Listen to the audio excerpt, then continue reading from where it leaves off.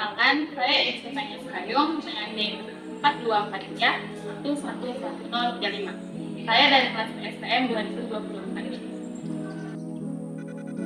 2024. Pada video kali ini, saya akan membahas beberapa soal mengenai kalkulus multivariabel. Pembahasan ini mencakup penggunaan teorema fungsi implisit, turunan parsial, serta penerapannya pada pemecahan soal. Langsung saja, soal yang pertama, tunjukkan bahwa di sekitar titik 1, 1, 0, persamaan di atas mendefinisikan Z sebagai fungsi Z dari X, Y.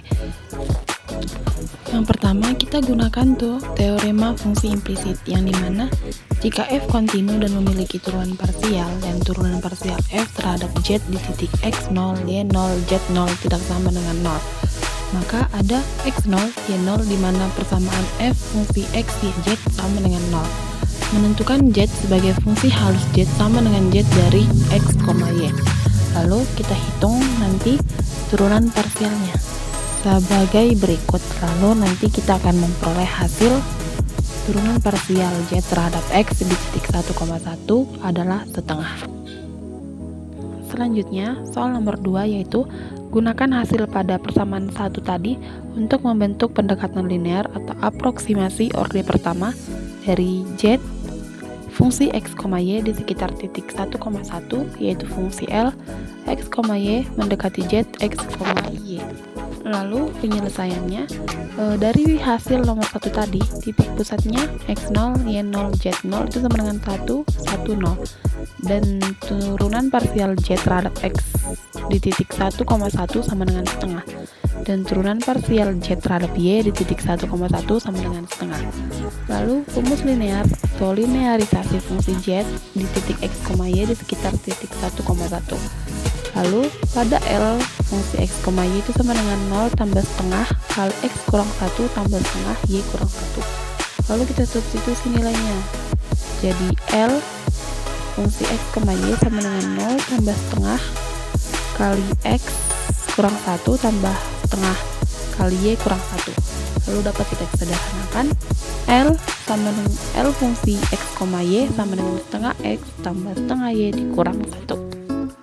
Lalu untuk nomor 3 kita disuruh menggunakan pendekatan linear L pada fungsi x, y, yang dimana penyelesaiannya adalah sebagai berikut, yang nanti akan memperoleh hasil nilai integral lipat 2i itu mendekati 0,004.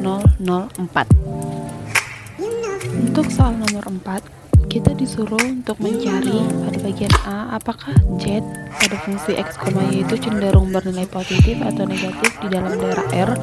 Lalu pada bagian B, dan apa makna tanda nilai integral I terhadap posisi permukaan S relatif terhadap bidang z sama dengan 0 di atas R.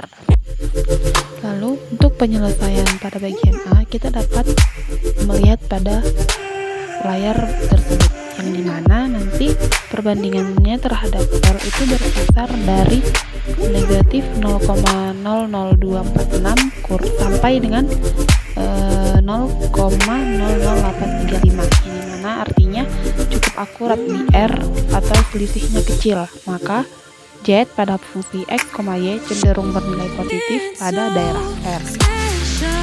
Lalu untuk penyelesaian bagian B, makna tanda integral I relatif terhadap bidang Z sama dengan 0, yang dimana sebelumnya kita sudah dapat I mendekati 0,04, maka nilai integral positif berarti permukaan S secara keseluruhan terletak di atas bidang Z sama dengan 0, di atas daerah R dengan rata-rata elevasi sekitar 0,10.